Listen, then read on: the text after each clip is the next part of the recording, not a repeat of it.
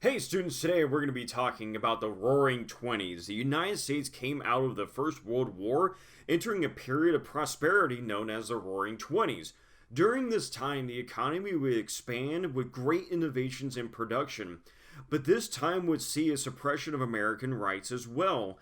After the 1917 Bolshevik Revolution in Russia, the fear that communism would take root in the United States would spread like wildfire. This would be known as the Red Scare, and with it came the crackdowns of those that identified as communists or socialists. Between 1919 to 1920, several state legislators would pass criminal syndicalism laws that would target communist groups that would advocate the violent overthrow of the government to secure social change. 5 socialists would be denied their elected seats in the New York legislature because they were socialists. With the fear of communism spreading, with it came the fear of new immigrants to the United States. Out of war-torn Europe, hundreds of thousands of Europeans would immigrate to the United States. The new immigrants would come from Southern and Eastern Europe, much different than the previous immigrants from Northern and Western Europe. Congress would pass the Emergency Quota Act of 1921 in an attempt to stop the tide. The act would limit immigration based on previous immigration. The act only allowed 3% of immigrants from one area of Europe to come to the United States each year based on the numbers from 1910. The numbers in 1910 were predominantly those from Northern and Western Europe, and as a result, gave those groups more opportunity to immigrate. Congress would pass the Immigration Act of 1924 that would reduce the percentage to 2% and move the base year to 1890. The act would also prevent immigration from Japan. That resulted in anti-American protests in Japan. This act would end the tradition of open immigration for the United States.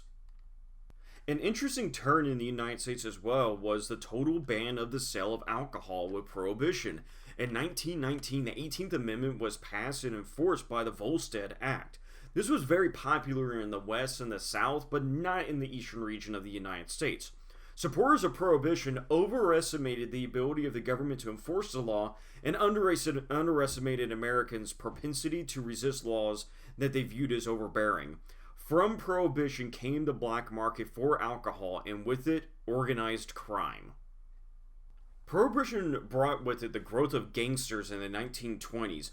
The place that exhibited the worst of the underground world was Chicago. There, Al Capone or Scarface would rule with little threat from authorities. Gangsters would murder one another in broad daylight with shotguns, machine guns, and car bombs. Convictions were very rare because even rival gangs would keep their mouths shut to authorities.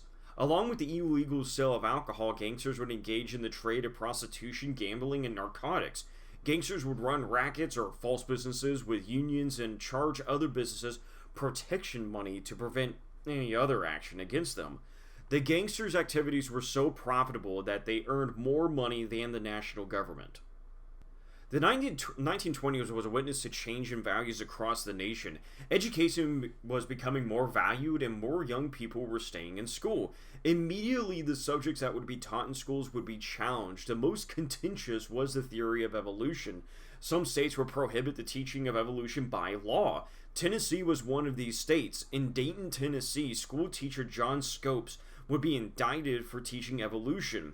The trial of Scopes would be known as the Monkey Trial and was highly publicized. Scopes would be defended by prestigious lawyers and face former presidential candidate William Jennings Bryan. The trial would make Bryan look like a fool and ultimately hurt the Christian fundamentalist cause, but Scopes would be found guilty and fined $100. The United States would experience a huge jump forward with the economy. The industrial titan Henry Ford would create the assembly line production at his plant in Detroit. This reduced the cost of producing his vehicles, and by 1930, Americans would own almost 30 million cars. During this time, the idea of buying on credit would turn people away from old Puritan values of money and would start buying more. Homes would now have cars, refrigerators, vacuum cleaners, and radios. This industrial revolution would bring forward over 69 car companies to American people.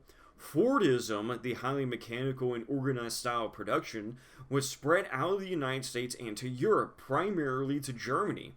By 1930, Ford would have produced enough vehicles that if you lined them up bumper to bumper, they would encircle the entire globe.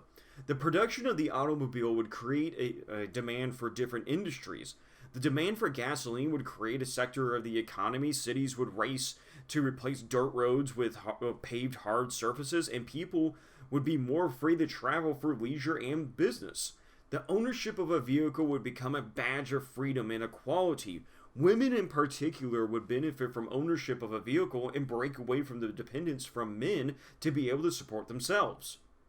Americans would not only take to the road, but also to the skies. On December 17th, 1903, the Wright brothers would change the world with the Wright Flyer. Their aircraft would fly for more than 12 seconds and for 120 feet. Airplanes would be used in the First World War, but after would be commercialized. Airplanes would be used as passenger lines and airmail. Charles Lindbergh would shock the world with his flight across the Atlantic with his plane, the Spirit of St. Louis. Lindbergh would fly for 33 hours from New York to Paris. This gave birth to a new means of travel between nations. Economic and travel freedom would not be the only liberation for Americans. The decade would come with questions of sexual modesty as well. Feminist Margaret Sanger would openly champion the use of contraceptives and would establish pro-abortion organizations that would later become Planned Parenthood. Parents and older persons would fear the striking of the so-called sex o'clock in America, with children becoming more free to travel and use the privacy of their vehicles for their desires. This would intensify with the publications and speeches of Dr. Sigmund Freud, who would argue that it was ultimately unhealthy to suppress one's sexual desires. The increased use of sexually charged advertisement of products would also challenge the old values of modesty. The increased popularity of jazz would be frowned upon as well because of the association of new dances and dress. Jazz would also be frowned upon because it was also associated with African American culture. Jazz gave away from many African American artists such as Handy Morton and Louis Armstrong and Joe Oliver. During the 1920s, African American communities in the North would advance the most in the post-war environment as well. The scourge of Jim Crow laws still harass African Americans during this time, though. Harlem in New York City, where over 150,000 African Americans lived, would produce some of the greatest jazz musicians during the 1920s.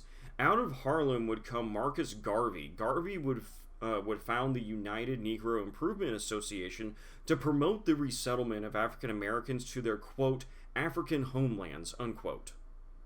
The questioning of old values spawned a new writing and intellectual way of thinking. Modernism was birthed from the post-war world. Many writers would publish works that questioned deeply held values such as marriage, patriotism, democracy, and capitalism.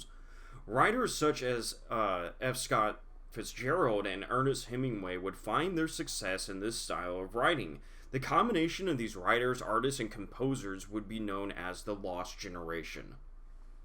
The wave of economic advancement would come to an unfortunate end. Overspeculation, which is the overestimation of profitability or value on virtually every industry, particularly real estate, would cause a collapse in various industries. Meanwhile, in D.C., Congress would lower the tax burden on the wealthy and increase taxation on the middle class. This, combined with a debt-ridden post-war nation, was a recipe for disaster.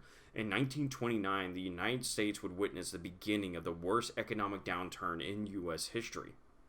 Alright, students, that's the end of Chapter 31. Please make sure that you are reading your books, wash your hands, and do not touch your face, and stay indoors.